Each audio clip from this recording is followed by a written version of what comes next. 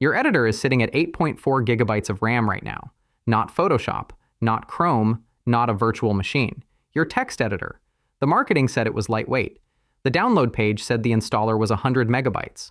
The reviewers, every single one of them, said the new IDE was faster, leaner, snappier, more efficient, and then you opened your monorepo, walked away to grab coffee, came back, and your laptop fan was screaming. VS Code itself, the editor, the renderer, the UI shell, weighs around 400 megabytes. The other 8 gigabytes are language servers. Background processes you never opened, never configured, never gave permission to start, and never read about anywhere. They came in through the side door. We call this the language server tax. Let's take it apart. Let's start with what the editor actually is. By itself, VS Code on disk is around 350 megabytes. It's an Electron app awobro. Yes, it pays the Chromium tax, we've covered that awobro, but at boot, with no project open, it's reasonable. 400 megabytes of RAM, 2 or 3 child processes. Your laptop barely notices. Now do something innocent. Open a real project, a monorepo with a TypeScript frontend, a Python data pipeline, a Rust service, and the usual sprinkling of YAML, JSON, Markdown, and Tailwind config. Don't write a single line. Don't run anything. Just open the folder. Read those 2 tables next to each other. Same editor, same machine, same operating system. The only thing that changed is that you opened a folder, and the resident memory grew by a factor of 20. That's the tax. And the worst part is, you can't see it on the splash screen. You can't see it in the system requirements. The download page says 400 megabytes. The reality says 8.4 gigabytes the moment your project starts paying rent. To understand why this happens, you have to go back to 2016, and to a problem that, at the time, was genuinely killing developer tooling. Before 2016, every editor that wanted to support a language had to ship its own integration. VS Code wanted Python autocomplete. VS Code's team wrote a Python parser. Sublime wanted Python autocomplete. Sublime's team wrote a different Python parser. Vim, Emacs, Atom, JetBrains, AOWARO. Each one re-implemented the same go-to definition logic, the same find references, the same hover tooltips in their own engine, with their own bugs, with their own performance characteristics. The math was brutal. M editors times N languages equals M times N integrations to maintain.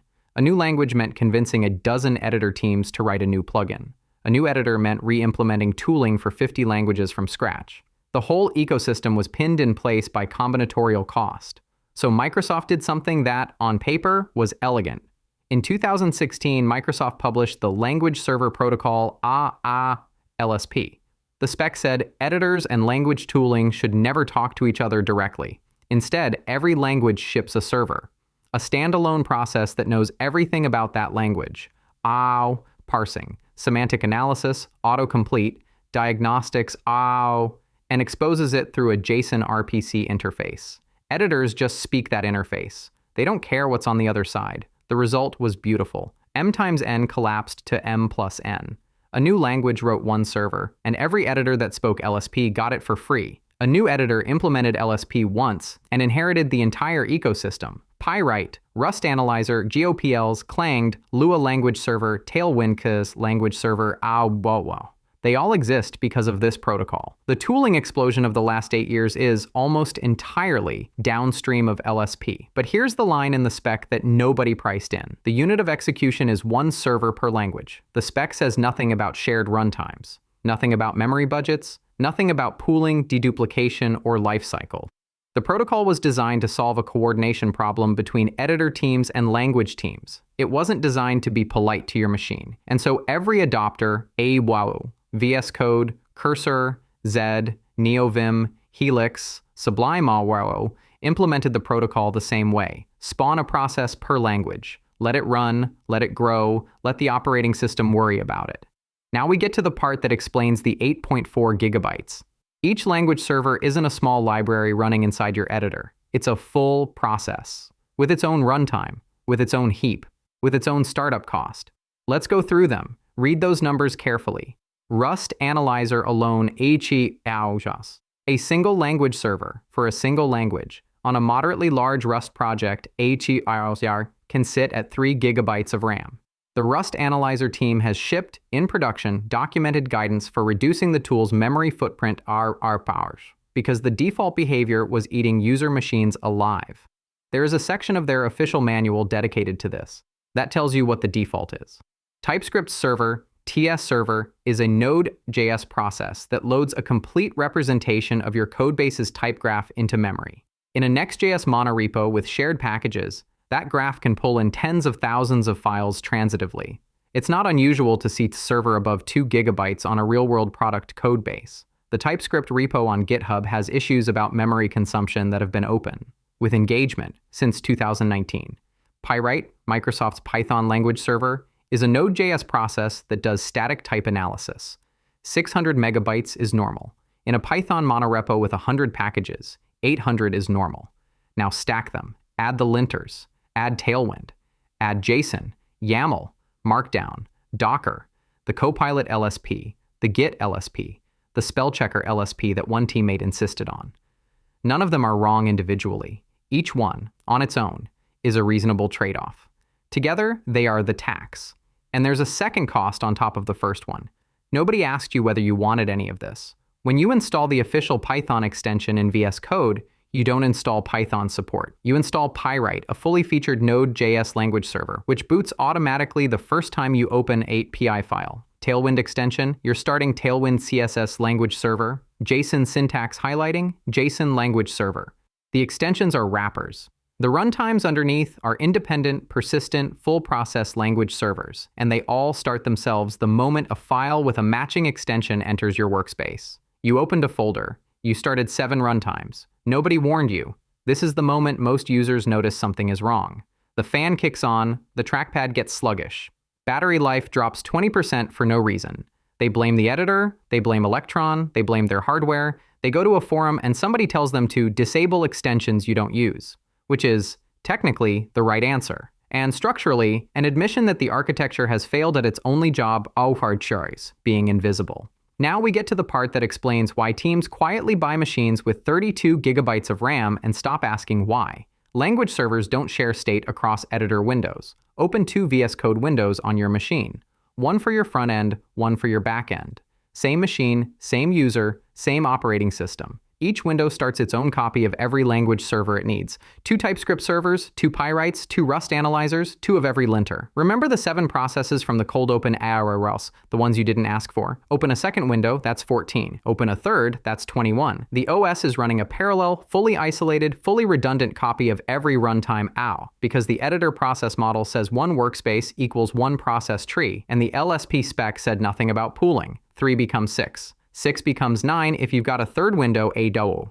And most senior developers have a third window, because that's where the side project lives, or the contractor repo, or the client codebase. By the time you've got 3 monorepos open across 3 windows, you're running 20 to 25 language servers in parallel. None of them know about each other. None of them dedupe their work. None of them share a TypeScript symbol cache. They are, in the literal mathematical sense, redundant. And there's a third multiplier, and it's the meanest one. Workspace switching does not recycle. When you close a workspace and open another, the old language servers don't die immediately. They sit, they wait. The editor leaves them alive for a grace period in case you come back. Most editors, or VS Code, Cursor, the JetBrains family, or let those processes idle for between 30 seconds and several minutes before tearing them down. If you're a context switcher who hops between repos every few minutes, or investigators, consultants, multi-client freelancers, anyone working in a polyglot environment, you can have 3 generations of language servers alive on your machine at any given moment.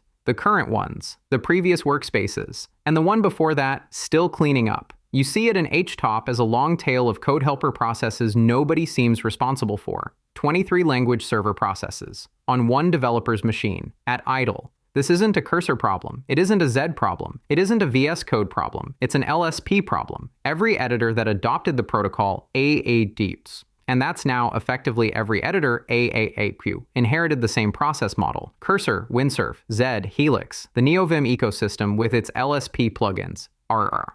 They all run the exact same servers. The lightweight editor branding was always about the Chrome. The runtime underneath is the same orchestra. They just rented the same musicians from the same protocol. Now ask the Cui Bono question. Who benefits from the tax existing? Hardware vendors. That's the first answer. The reason every developer-targeted laptop in 2026 ships with 32 gigabytes of RAM as the default APU. not the maximum, the default ARO, isn't that we suddenly need that much memory to compile code. We don't. The compilers got faster, the code bases didn't get fundamentally bigger. What changed is that the tooling layer, IDLE, ate the gap.